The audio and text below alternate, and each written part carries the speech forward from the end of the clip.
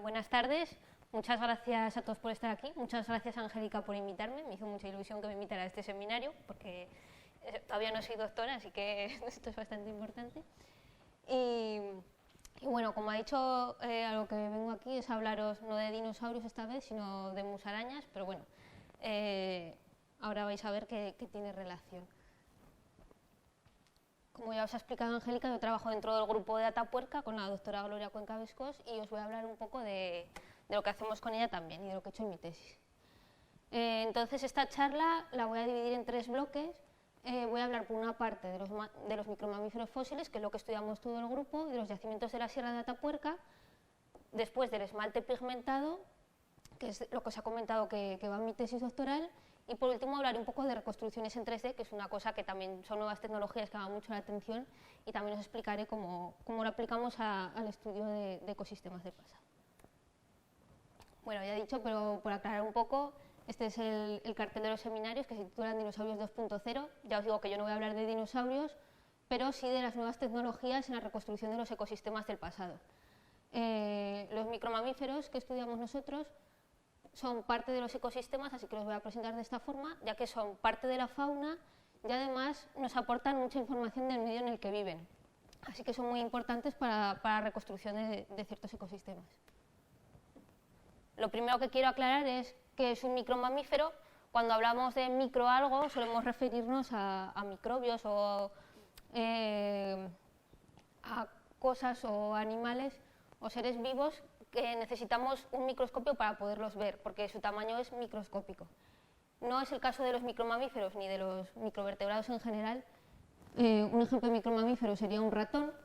Son animales muy pequeños que se ven a simple vista, pero en el registro fósil lo que estudiamos son sus huesos y sus dientes, que se ven también, pero para poderlos estudiar necesitamos un microscopio, porque sí que son elementos de tamaño microscópico. Entonces, por ejemplo, utilizamos lupas como estas, lupas binoculares, y aquí tengo una muestra de un montón de molares de arbicolinos, de topillos, que para diferenciarlos se necesita ver en el microscopio la superficie crusal, porque según como sea podemos diferenciar especies. Aquí hay una bandejita con la escala del boli para que os hagáis una idea del tamaño de estos dientes. Entonces, así en el contexto de la península ibérica y del continente europeo, aquí nos referiremos con micromamíferos en general. Micromamíferos del cuaternario, que son los que estudiamos nosotros, pues serían los quirópteros, que son los murciélagos, los insectívoros, que agrupan erizos, topos y musarañas, todos los roedores en general, y los lagomorfos, que aquí serían conejos y liebres.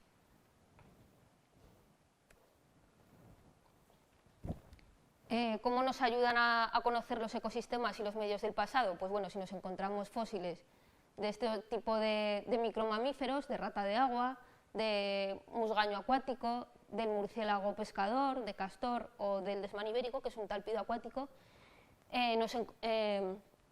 podemos saber que el medio en el que se encuentran cuando se depositó era un medio acuático o tenía mucha relación con ambientes acuáticos. Si lo que nos encontramos son restos de ardillas, lirones, musaraña bicolor, murciélagos de los que viven en árboles, ratón de campo, pues sabemos que el ambiente en el que vivían era más boscoso o que había influencias de ambientes boscosos. Si nos encontramos erizos, topillos, ratones espigueros, musarañas de dientes blancos o conejos, sabemos que el ambiente era seco, que estarían en zonas de prados abiertos. Y bueno, hay muchos otros micromamíferos que nos dan ideas de cómo eran los ambientes en los que vivían, como son la marmota, por ejemplo, que es de zonas rocosas y frías, el hámster, que no vive hoy en la península ibérica, pero en el pasado sí que estaba y también está por Europa, que indica más zonas esteparias y frías, o topos y topillos, que nos dan más una idea de cómo son los suelos, cómo es el tipo de vegetación también, que siempre se ligan a ambientes húmedos y suelos blandos. Entonces, ¿en qué tipo de yacimientos se encuentran estos micromamíferos? Se encuentran en cualquier tipo de yacimiento, pero me voy a centrar en los yacimientos en cuevas, porque son los de Atapuerca que explicaré ahora.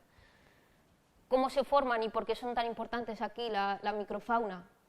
Bueno, el factor acumulador principal son las aves rapaces, que suelen anidar y posarse en las entradas de las cuevas y que producen egagrópilas. Las egagrópilas son, bueno, estos animales se alimentan de toda la fauna que hay alrededor de la cueva, principalmente de micromamíferos, y después depositan las egagrópilas, que son bolas de pelo y de huesos que regurgitan porque no las digieren, que se acumulan en las entradas de las cuevas. Entonces forman estas acumulaciones de huesos que por cualquier corriente entra a las cuevas, se acumula ahí y fosiliza muy fácilmente. Ahora ya paso a presentar los yacimientos de Atapuerca y para centrarme en cómo recuperamos este tipo de fósiles, que son los que luego se estudian. Bueno, los yacimientos de Atapuerca son muy conocidos, seguramente habréis oído hablar de ellos. Hay grandes cantidades de homínidos fosilizados en algunos de sus yacimientos. Está Homo antecesor, que es el homínido más antiguo, la especie homínido más antiguo de Europa.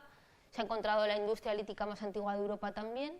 Y bueno, se localizan al norte de la península ibérica, en Burgos, en la parte norte de la cordillera ibérica, justo, se me ha movido la estrellita, entre las cuencas del Duero y del Ebro. Por eso es una zona importante de paso de faunas entre la cuenca del Ebro y la del Duero, que se acumulan ahí, entonces por eso es tan importante su situación geográfica. Esta es la sierra de Atapuerca en la que están los yacimientos y esta es una foto aérea de esa sierra. Como veis, por aquí hay una línea, esta es la trinchera del ferrocarril minero que se construyó a finales del siglo XIX y que lo que hizo, bueno, es una sierra caliza. Cuando construyeron esta trinchera atravesaron todo lo que es la sierra, que es de materiales duros, y se encontraron que había zonas en las que se empezaban a desmoronar las paredes y aparte de muchos materiales blandos sueltos salían fósiles. Estas zonas en las que se desmoronaba la pared eran cuevas que estaban rellenas de sedimento del Cuaternario. Aquí hay un ejemplo, esta es la grandolina, veis, esta es la pared de la trinchera de roca dura y todo esto sería la pared de una cueva. Está toda la sierra agujereada por cuevas en las que se ha depositado el material del Cuaternario. Estaría relleno por gravas, arcillas y por fósiles de los animales que entraban aquí o que caían o que eran arrastrados dentro de la cueva. Este es un ejemplo de cómo excavan los arqueólogos y los paleontólogos en el yacimiento, con las cuadrículas para poder situar espacialmente cualquier resto que sale o cualquier material, el sedimento que estudiamos nosotros también. Y es muy importante tener un control vertical del sedimento y de los materiales, porque lo que esté más abajo es más antiguo y lo que está más arriba es más moderno. Entonces así se puede saber los cambios en el tiempo de las faunas y de todo lo que sale. Bueno, así es como excavan muy poco a poco los materiales grandes, restos de ciervos, de grandes herbívoros que salen ahí. Y bueno, aquí vemos que hay un montón de fósiles de animales grandes y que tienen un cubo. En este cubo, bueno, los fósiles grandes los ponen en bolsitas, todas bien etiquetadas, bien situadas, y en este cubo van echando todo el sedimento de alrededor. En este sedimento es donde están los microfósiles incluidos. Todo se sigla bien, con el año de campaña, el yacimiento, el nivel, el cuadro y sobre todo la profundidad de excavación. Se guardan en sacos todos los sedimentos, cada saco con su etiqueta, y se lleva a la zona de lavado del río Arlanzón. Ahí reproducimos las cuadrículas del yacimiento, se ordenan los sacos, aunque sean sacos de patatas está todo muy bien localizado y muy bien silado, se ponen a remojo en cubos, por ahí ya se ve algún huesecito, y se lavan en torres de tamices para clasificarlos por tamaños y para retirar toda la arcilla. Y así nos van quedando un concentrado que se pone a secar, que es de huesos y fósiles, y de algún resto de industria que queda. Ahí con unas pinzas se van separando los huesos para tirar las piedras y esto es lo que obtenemos. Una gran cantidad de restos de microvertebrados, en lo que más abundan son los micromamíferos. Este tipo de cosas son las que salen: húmeros de topo, oídos de conejo incluso, húmeros de desmán y de cualquier otro animal, mandíbulas de murciélago, de topillo, de musaraña, aquí fijándoos ya en los dientes rojos, que lo explicaré, molares de erizo, y no solo mamíferos, ya os digo que también anfibios, peces, aves, lagartos. Y bueno, como decía, la edad de los materiales de estos yacimientos es del Cuaternario. Esto sería la escala de tiempo geológico, aquí está el origen de la Tierra y aquí el tiempo actual, y sería este último tramo. muy lejos de las edades de las que nos hablaba Paco del Cretácico y de todo el Mesozoico. Esto tiene como máximo 1.300.000 años. Y bueno, ahora ya pasamos al tema de la pigmentación. Es muy interesante que entre todos estos restos nos salen dos grupos de mamíferos, dos órdenes, los roedores y los insectívoros, dentro de ellos los orícidos, las musarañas, que tienen dientes pigmentados. Los roedores suelen tener colores amarillo-anaranjados, incluso marrones, y las musarañas siempre tienen distintas tonalidades de rojo, casi desde el naranja hasta el negro granate. Diferencias importantes: son dos grupos que no están emparentados, y es interesante que los roedores en estos dientes pigmentados tienen un crecimiento continuo de los dientes. Si habéis tenido hámsters o algún roedor sabréis que continuamente a lo largo de toda su vida les crecen los incisivos, y si no los desgastan tienen problemas. Pero las musarañas no, las musarañas ya nacen con sus dientes permanentes, ni siquiera tienen dientes de leche que luego reemplacen. Entonces, ¿qué son las musarañas? Os explico unos breves apuntes sobre ellas. Son insectívoros, que es el orden Eulipotifla, quiere decir que están emparentados con los erizos, con los topos y con los solenodontes, que están en América. Viven normalmente en hábitats húmedos, aunque bueno, hay alguna que vive en el desierto, pero lo que las une a todas son los hábitats húmedos, unas en zonas más cálidas, otras en zonas más frías. Esta incluso está aquí nadando en el hielo. Algunas son más acuáticas, otras tienen distintas afinidades, pero lo que las une a todas es que viven en hábitats húmedos. Se alimentan generalmente de invertebrados, saltamontes, escorpiones, gusanos, incluso caracoles, y también pueden alimentarse a veces de pequeños vertebrados. Aquí tenemos una con ranas. También algunas comen pequeños peces, incluso algún ratón pequeño o algún pollo si se encuentran. Son animales, ¿por qué comen tantas cosas? Porque son animales con un metabolismo muy acelerado. Bueno, a veces incluso hasta alguna semilla o alguna raíz, alguna planta se comen, pero sobre todo cosas que sean muy energéticas. Tienen un metabolismo muy acelerado, necesitan estar comiendo continuamente. Si pasan más de 4 horas sin comer, se mueren de inanición, y por eso comen tantas cosas. Tienen temperaturas muy altas, son muy activas, algunas son incluso venenosas, que tienen dos estrategias de uso del veneno. Algunas las utilizan para cazar, por ejemplo, muerden a una rana que se escapa y al rato la rana ya se queda paralizada y la pueden depredar. Y la otra estrategia es que a veces, como hacen algunas avispas o algunos insectos, envenenan a sus presas, por ejemplo lombrices, y las almacenan en pequeñas madrigueras. Entonces, cuando tienen falta de alimento, pueden ir y comérselas, porque las dejan en un estado de coma, que no están muertas, no se descomponen, pero las tienen ahí almacenadas. En general son muy pequeñas, las más pequeñas, como esta especie de aquí, este es un Cus etruscus que está en la península ibérica, pesan 2 gramos, y las más grandes, que son asiáticas, 200 gramos alcanzan. Pero bueno, lo más normal es que estén más cerca de 2 gramos que de 200. Y lo que os decía es que algunas de las especies tienen los dientes rojos. Así que por aclararnos, sobre todo que quede claro que con musarañas me refiero a estas, que son las de la familia Soricidae, y no a las musarañas elefante, que son otra familia. Estas son africanas. Se les llama también musarañas. El carácter que digamos es común a todas ellas es la nariz alargada, pero por lo demás son muy distintas. Sobre todo hay que fijarse en los ojos, que las musarañas reales, digamos, que es a las que me refiero yo, son ojos diminutos, y en las musarañas elefantes son ojos muy grandes. El cráneo ves que es muy diferente, tiene la parte de atrás mucho más grande en los orícidos que en las musarañas elefante, y además también es característico que prácticamente van arrastrando la tripa, las musarañas, las reales, mientras que las otras están sobre sus patas porque son corredoras. Entonces, a estas no me refiero, y a estas sí.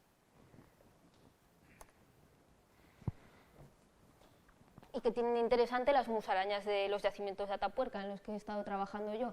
Pues bueno, tenemos algunas especies, por la edad que os he dicho que es muy reciente, hay especies que son muy similares a las actuales, son como los ancestros de los que hay hoy en día, pero en el Pleistoceno inferior, hace 1 millón de años aproximadamente, encontramos musarañas gigantes que se extinguieron en el paso del Pleistoceno medio. Estas no existen hoy en día, ni sus géneros ni sus tribus. Son musarañas que se caracterizan por tener mandíbulas y dientes muy robustos, rostro corto, a diferencia de las otras, de las actuales, que la pigmentación de sus dientes es muy oscura y los dientes son muy grandes. Entonces, no se conoce muy bien cuál era su paleobiología. Incluso en Atapuerca se ha encontrado un número de topo que, al parecer, estos 2 agujeros que tiene aquí coincidirían con los incisivos de una musaraña. Parece que la musaraña o cazó al topo o comió después de él, se alimentó de su carne, pero bueno, serían dientes capaces de provocar estos agujeros, dientes muy duros. Entonces, hay gran discusión entre la poca gente que estudia estas musarañas sobre cuál sería su paleobiología. Unos que sería más carnívora, otros o más depredadora, otros que no, que sería más carroñera. Entonces, para esto lo estudiamos en parte. ¿Por qué los dientes de roedores y musarañas son pigmentados? Bueno, ¿por qué tienen este color? Es porque tienen una presencia de minerales de hierro, normalmente óxidos o hidróxidos de hierro. Digo normalmente, bueno, no he explicado que los roedores están bastante estudiados, pero las musarañas no. Bueno, los roedores, como hemos visto antes, incluso por el hecho de que en laboratorio se utilizan muchos ratones, ya están más estudiados, pero las musarañas se suelen dejar más de lado. Entonces, lo que se sabe es que tienen minerales de hierro, magnetita, goetita, hematites, y fases amorfas con hierro, que son las que dan todos estos rangos de colores. Las magnetitas dan colores muy oscuros, la ferridrita y la goetita dan colores más claros. Aquí sería una muestra de polvo de goetita y otra de hematites, ¿veis? Son más o menos el rango de color que tienen estos dientes. Hematite rojo, goetita más amarillo. Entonces, estos minerales están incluidos dentro del esmalte, acompañando a los minerales normales que forman el esmalte, y dan ese color. ¿Cómo es el esmalte dental de un mamífero? Ahora os presentaré otros animales que no son mamíferos, pero bueno, para que tengamos esto en mente, para que veáis los estudios que hemos hecho. El esmalte tiene una composición más o menos parecida a la del hueso del esqueleto, que es apatito, que es un mineral, es este mineral geológico. Lo que pasa es que cristales mucho más pequeños. Es un fosfato de calcio el apatito y luego aparte tiene colágeno y agua. Esto sería la composición normal de un hueso. El apatito de un diente tiene mucho menos colágeno y agua. Es prácticamente solo, el esmalte sería casi todo apatito, pero bueno, hay que contar con estos elementos también. Bueno, un esquema rápido de un diente sería un cuerpo de dentina parecido al hueso con una cavidad pulpar, una cámara pulpar que tiene los vasos sanguíneos y los nervios que lo unen al resto del cuerpo y que lo alimentan, y esta capa de esmalte muy compacto. El esmalte dental no deja de ser un tejido del cuerpo, y entonces su formación lo forman los ameloblastos, que son unas células que van depositando los cristales de apatito, y lo depositan formando tejidos con distintas formas según las especies y según la parte del diente en la que se crean. Entonces van depositando todos estos cristalitos, y aquí tenéis distintas formas de organización de este esmalte dental en distintos animales. Forman esta especie de agrupaciones de cristales que sería lo que se llama prismas, luego hablaré más de ellos, y luego dejan una matriz, la matriz interprismática, entre medias. Esto depende un poco de la función que tengan los dientes, aparte de la especie. A ver, más animales, aunque no sean mamíferos, era el esmalte que os he presentado es mamífero, más animales que tienen hierro en sus dientes y que además da color rojo. Aunque no sean propiamente dientes, los de un molusco, este es el chitón, este sí que está bastante estudiado también por la característica de tener hierro en sus dentículos. Es un molusco que vive pegado a las rocas en el mar y se alimenta de todas las alguitas que hay pegadas a la superficie de la roca. Entonces lo que va haciendo con su rádula, una rádula es lo que sería como una lengua de molusco, lo que hace es raspar con ella sus alimentos para comérselos. Va raspando con esta rádula toda la roca para comerse las algas. Entonces han analizado algunos de estos dentículos que las componen. Veis que tiene el mismo rango de colores que la musaraña, desde amarillo hasta negro, pasando por todos los rojos. Al cortar un diente, ven que el material principal del que está compuesto es de magnetita, o sea, el que da el color, tiene también ese rango de colores. Entonces aquí estaría asociado a tener más dureza al diente para poder raspar la roca. También hay peces que tienen dientes coloreados, como el pacú, es una especie de piraña que se alimenta de las semillas que van flotando por el río, que son muy duras, entonces les serviría para machacar mejor estas semillas y podérselas comer. Veis aquí los colores que tienen oscuros. Hay anfibios también en los que se han encontrado, no de color rojo, pero sí se han encontrado mineralizaciones con hierro en la estructura de sus dentículos. Bueno, se ha encontrado en los estados juveniles de los anfibios. El ajolote es un anfibio que en su estado adulto tiene las mismas características que en el juvenil.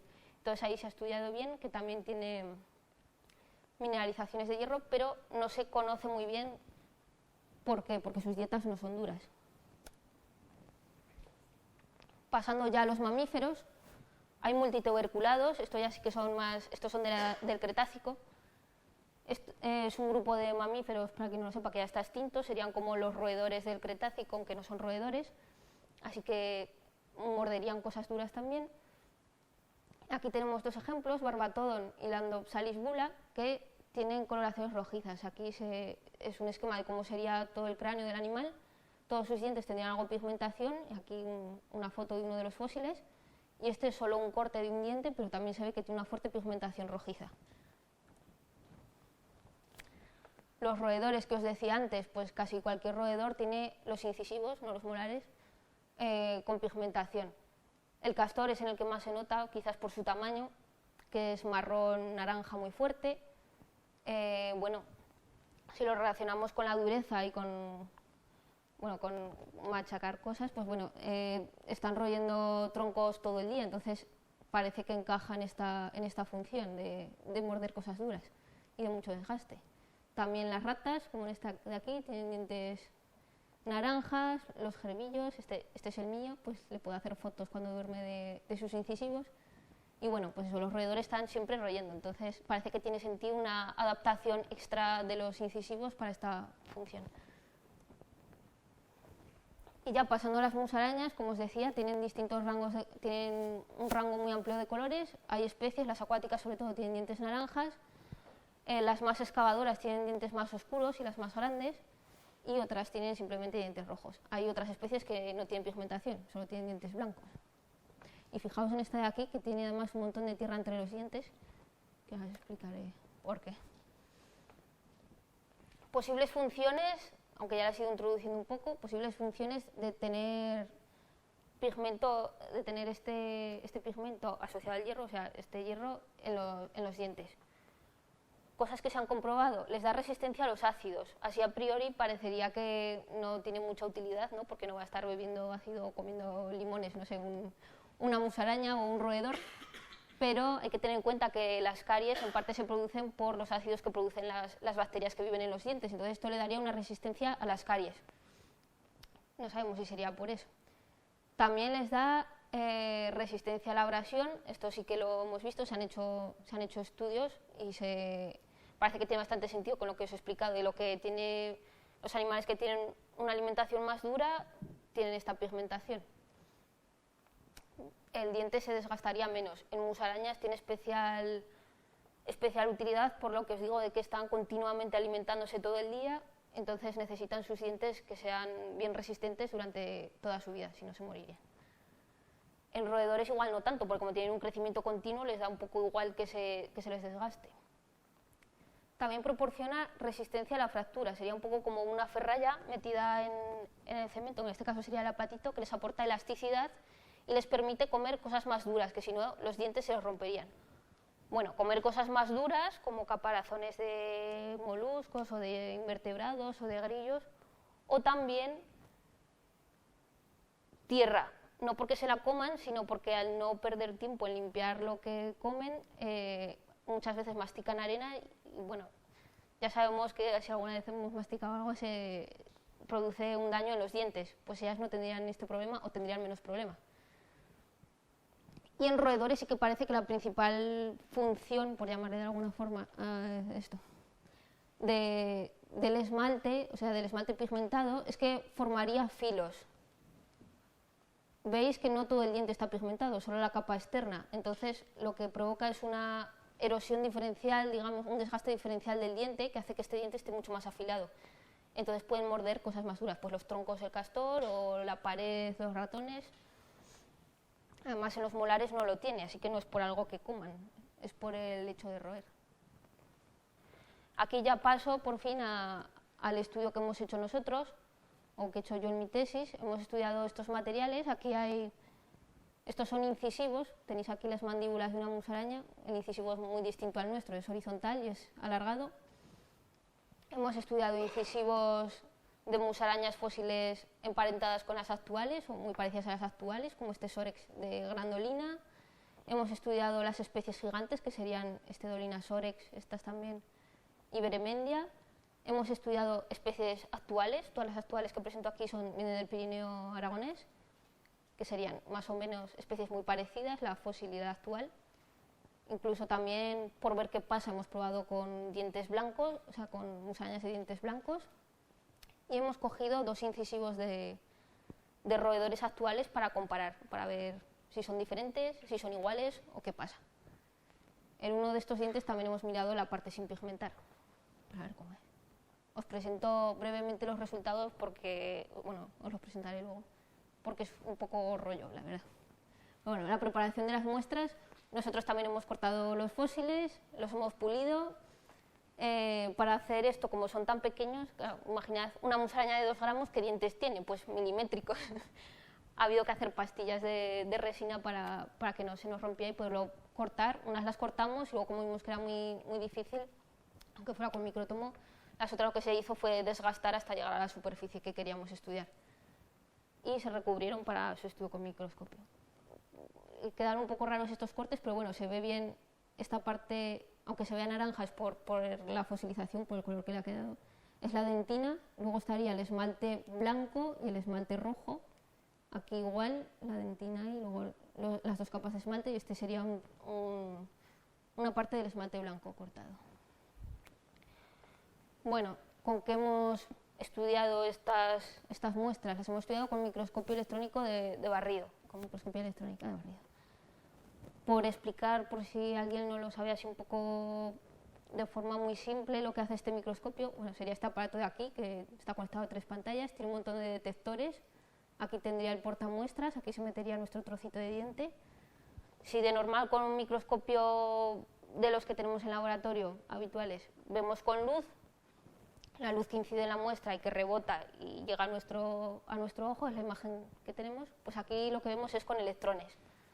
Lanzamos electrones por aquí arriba, aquí, rebotan en la muestra y nos dan una serie de señales, distintas señales, que es lo que recogemos nosotros.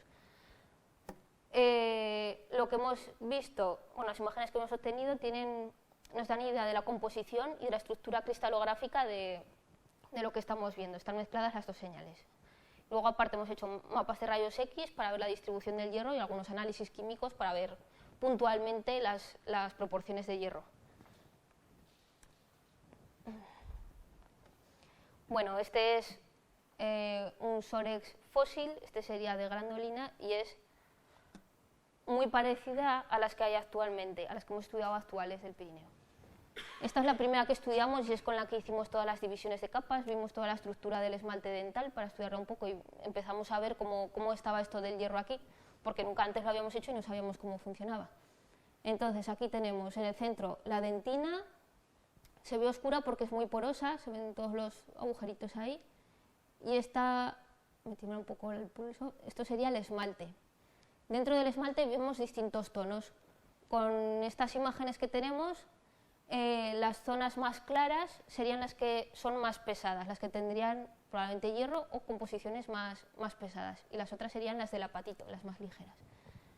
Entonces, lo que hemos visto por la distribución que os decía antes de los tejidos, de los prismas, hemos visto que hay 3 capas, en eso no me voy a enrollar porque bueno, es por la orientación de estos prismas, por las proporciones y la relación que hay entre la matriz interprismática y en las direcciones de estos cristales y de los prismas y por dónde se encuentran los poros. En general se dividirían en 3 capas y luego ya nos metimos más a fondo con los análisis del hierro. Aquí he superpuesto los mapas de rayos X de los resultados de hierro respecto a los componentes del apatito. Están pintados de rojo para distinguirlos. La imagen del microscopio no sería esta, nos lo daría por separado, pero así se ven mejor. Y lo que vemos, que llama un poco la atención, es que viendo esto parece que la capa con hierro está fuera, pero no es así, está como en una interfase entre estos cambios de dirección de prismas, está en esta zona interna, aquí es donde se encuentran los valores más altos. Al hacer análisis salía lo mismo, los valores de 20 y 30% salían por aquí, y por aquí ya iba bajando hasta no haber nada de hierro en la superficie. Esto es un resultado curioso porque había algún estudio previo de otros autores que nunca se habían dado cuenta de esto. Este sería el actual, es el mismo género que el fósil, pero ya lo vimos en el actual, y es otro corte, pero más o menos se ve lo mismo, se ve la distribución en 3 capas.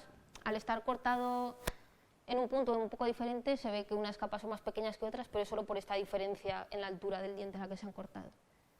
Y al hacer los análisis, estas líneas de puntos son las líneas de análisis, estos puntos son estos de aquí, pues aquí el 1, 1', sería aquí el 1 y el 1'. Pues en todos se ve lo mismo.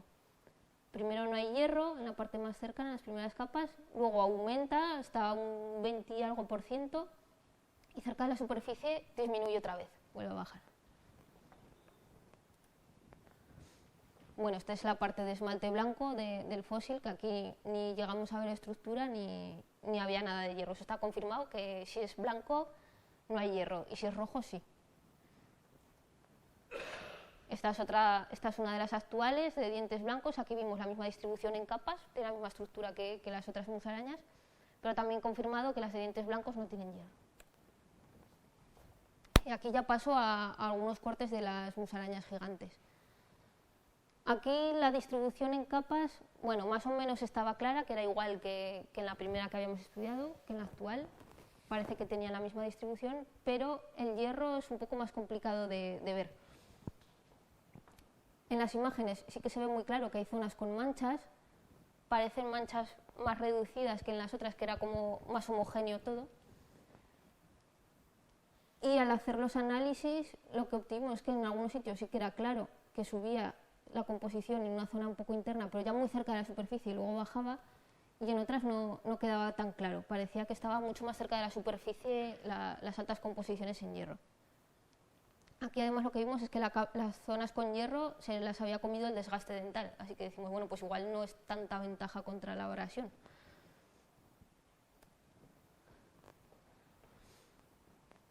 Esta es otra de las fósiles, aquí se ve muy bien, o sea, de las musarañas gigantes, Dolinas oryx. Se ve muy bien cómo la distribución, al ser más grande, se puede ver más claro que o sea, es de un tamaño mucho más grande que las otras, que eran pequeñas. Se ve que las zonas más claras, con más hierro, se encuentran, parece, entre los cristales de apatito. No están mezcladas, sino que parece que tienen distribuciones un poco distintas. Y aquí tampoco conseguimos ver si bajaba hacia la superficie, hacia el exterior, la composición, parecía que no. ¿Y qué pasó con el roedor? Estudiamos 2 secciones, la que os presento aquí es la más interesante porque, como os he dicho, tiene un crecimiento continuo. Pero esta pigmentación, o sea, esta parte de aquí, la amarilla, es la que asoma fuera del cráneo, del maxilar. Y toda esta sería la que estaría en el alvéolo, que es blanca. Bueno, y aquí está, pues, por la materia orgánica que había, se ha puesto negra, pero no era así originalmente. Y decimos, claro, ¿qué pasa? Aquí no hay hierro, ¿la adquiere después? Pues parece que sí. En este corte, aquí sería la parte blanca y aquí la parte pigmentada. Hemos analizado las 2 partes. En la parte con hierro vemos que no es tan clara la diferencia en tonalidades por la composición, que los análisis nos salen mucho más bajos. Bueno, en la anterior, en esta musaraña gigante alcanza el 40% en hierro, mientras que en el roedor solo nos llega hasta un 10% los valores. Tiene mucho menos hierro roedores que musarañas, por lo menos estas especies estudiadas. Y sí que hemos visto, bueno, la zona de transición no la llegamos a ver, como pasa siempre, lo más interesante era lo que se nos nublaba en el microscopio y no conseguíamos ver. Pero al estudiar el otro extremo, el blanco, se ve sí que se ve una diferencia en tonalidad, pero como que es más oscura. Esto seguramente sea por la porosidad, queda una porosidad al formarse el esmalte que luego ya se rellena por cristales de hierro. Primero se forma el apatito y luego ya se forman los minerales de hierro. Así que como resumen de este estudio, tenemos estos esquemas de esmalte y lo que podemos extraer es que todas las musarañas tienen la misma distribución, la misma estructura, dividida en 3 capas, bueno, con sus diferencias, pero dividida en 3 capas. El roedor, que es este de aquí, que es totalmente diferente, tiene una estructura distinta en 2 capas. Y la distribución del hierro no es igual en todas las especies de musaraña. Puede desde no tener a tenerla en las musarañas gigantes en una zona más externa y en mucha más cantidad que en las otras, que están en una zona más interna. O sea, eso es lo que representa aquí más oscuro. Con microscopía electrónica de transmisión, que aquí lo que vemos es la señal que dan los electrones al atravesar la muestra, no al rebotar y recogerla. Hemos mirado también una muestra. Esto, la característica que tienen estos microscopios es que, claro, os digo que hay que atravesar la muestra con electrones, entonces para eso necesitamos una lámina muy fina, una lámina de nanómetros. Así que hemos tenido que sacar una laminita pequeñísima dentro de un diente de musaraña que ya es pequeñísimo. Tuvimos que llevarlo a este aparato que está ahí en una sala blanca, hay que ir con trajes para no contaminar nada. Es el Dual Beam, que se llama, y la técnica que utiliza es el Focus Ion Beam, que lo que hace es incidir la muestra con iones para poder sacar una lamela, que se llama, que es esta laminita de 4 micras de ancho, 4 por 5 micras, y 60 nanómetros de espesor. Entonces, este diente de musaraña, que ya mide medio milímetro de ancho, ahí se seleccionó la zona con más hierro, que es esta de aquí, o bueno, una de las zonas que nos interesaba por tener más hierro, y ahí se le dijo que hiciera esta lámina. Y lo que hace es, incidiendo con iones, cava 2 trincheras y la lámina que queda en medio es la que la corta y la saca para estudiarla en el TEM, en el microscopio electrónico de transmisión. Aquí incluso ya se puede ver casi la distribución del hierro dentro del apatito.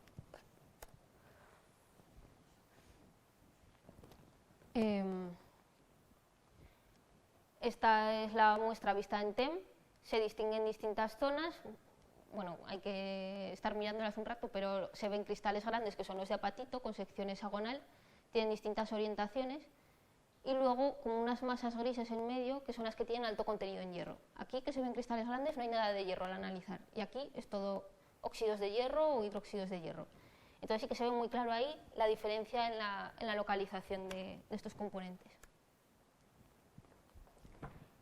Visto a más resolución todavía, casi alcanzamos a ver los cristales, que lo que queríamos era determinar qué minerales son los que forman estos cristales que se meten en el apatito. Pues no lo hemos llegado a ver, hemos llegado a saber que son óxidos o hidróxidos de hierro, pero no se puede ver qué minerales son. Parece que son un poco amorfos, que no se puede determinar bien su cristalinidad, entonces no sabemos bien qué fase es.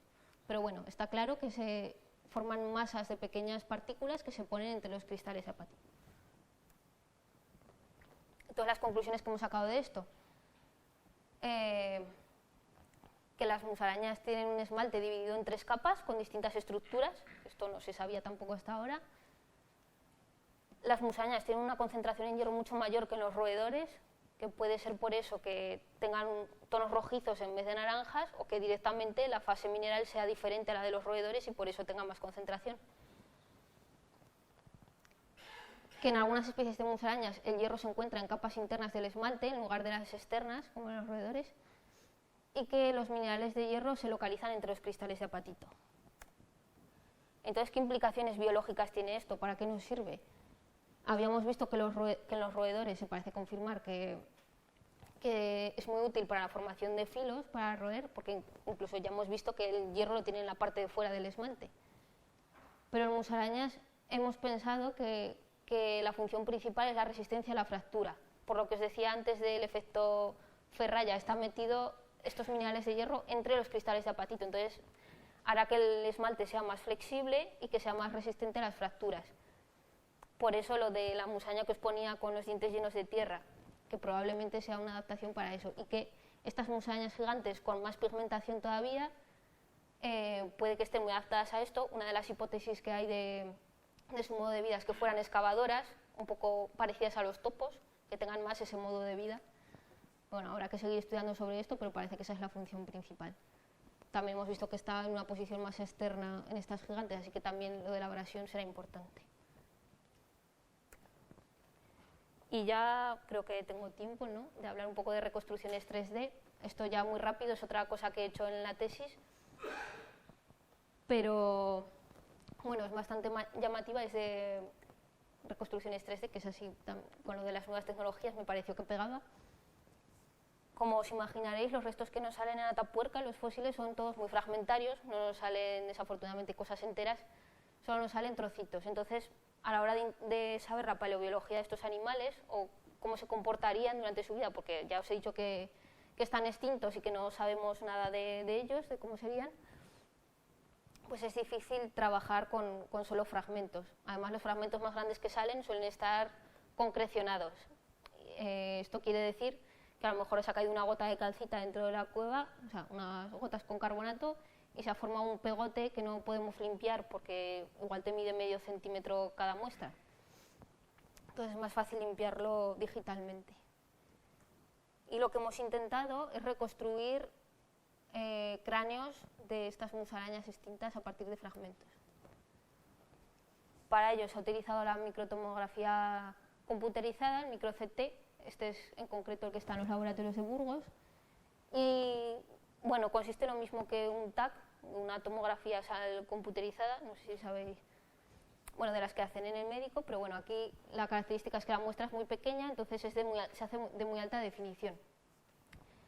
Básicamente consiste en una fuente de rayos X que va irradiando el objeto que queremos estudiar mientras gira. Entonces obtenemos radiografías en 360 grados de la muestra. Aquí estarían las fuentes emisoras y se recogería en una pantalla todas las radiografías. Entonces, estas radiografías, el programa te las puede convertir en una serie de secciones que se utilizan para ver todo el interior de la muestra. Aquí sería un ejemplo de un morro en esta posición. Bueno, tenemos dos morros de musarañas, esto sería como se verían los cortes. Y bueno, lo que hicimos fue con distintos programas combinar y escalar distintos elementos para intentar que encajaran entre sí y al final poder formar un modelo, un Frankenstein, de estas especies extintas de musarañas. Luego además le acoplamos el cráneo de otra musaraña diferente que es medio parecida actual para intentar ver cómo sería el cráneo, pero bueno, esto es a lo que hemos llegado hasta ahora. No hemos llegado ya a hacer estudios más profundos, pero bueno, al menos para divulgación y así podemos tener una idea de cómo serían un poco estas musarañas, Bermeña y Dolinosaurix. Aquí están sin el cráneo y aquí estarían reconstruidas. Con esto pues, se puede hacer reconstrucciones de paleoilustraciones también, hemos hecho algunas y bueno. También se pueden imprimir, aquí os he traído algunos ejemplos. Este sería una musaraña actual que bueno, está bien para poder ver, yo lo he utilizado para ver cómo es la oclusión dental o cómo son las articulaciones. Y lo que casi es más interesante es una primera impresión de estas musarañas, o sea, estas están ampliadas, esta está ampliada 4 veces y esta 14. Pues bueno, de cómo serían estas musarañas de las que no se encuentran cráneos reales fosilizados, y probablemente no encontremos nunca, pero bueno, más o menos cómo sería. Y creo que ya está. Si tenéis alguna pregunta.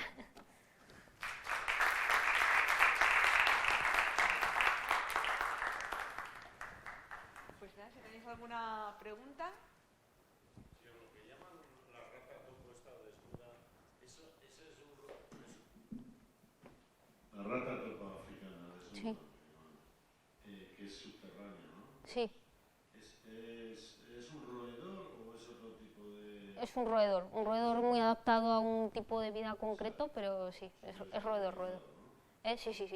¿Y cómo tiene la dentina ese roedor? ¿Tú lo sabes? Pues esa lo he mirado y precisamente no tiene los dientes pigmentados, los tiene blancos. Sí, y está todo el día en contacto con la tierra, pero bueno.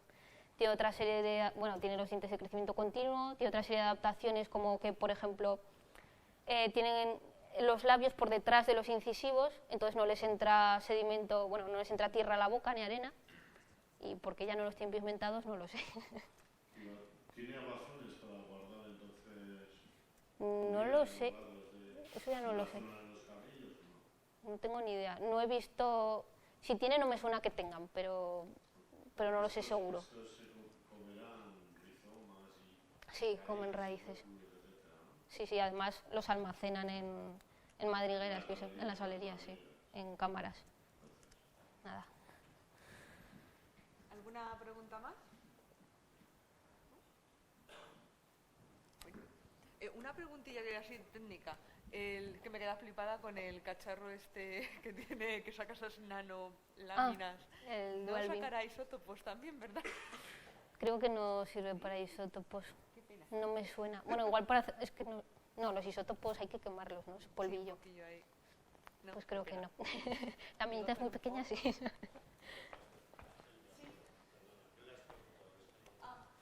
No, le he preguntado una cuestión de la máquina que hace las microláminas. Le he preguntado si esa máquina también hace las ¿Quieres quedar? Gracias. Me hace ilusión. Sí, otra cosa. El platino este, ¿para qué lo utiliza? El platino se utiliza para hacer una superficie donde luego pueda agarrar las herramientas que utiliza ese microscopio, pueda luego soldarlo. Sí, o sea, es un aparato que tiene sus propias herramientas, que sujeta la lámina y la mueve de sitio a sitio, entonces el platino lo deposita primero sobre la superficie para luego poder soldar esa pieza a un portamuestras, porque claro, es tan pequeño que no... que- Solo tiene esa sí, función. sí, sí, solo de sujeción, sí. O sea, no es un sombreado negativo, ¿no? No. Para una de electrodo, ¿no? Para un todo. Sí, ¿Sabes lo que te digo, por ejemplo, los estudios de biología para ver los virus y cosas éticos y tal, los bacteriófagos? Sobre todo. bueno, no tengo mucha idea de eso, pero no... Soldado que deja el platino al pasar la corriente de electrodos del microscopio electrónico. Sí, sí. Eso no. Simplemente es para fijar Es solo de sujeción, sí. la muestra, ¿no? Sí, la mayor importancia que tiene que uses platino otra cosa es que si precisamente quieres analizar platino después en esa lámina, pues tienes que utilizar otro elemento, pero es para eso, de agarre.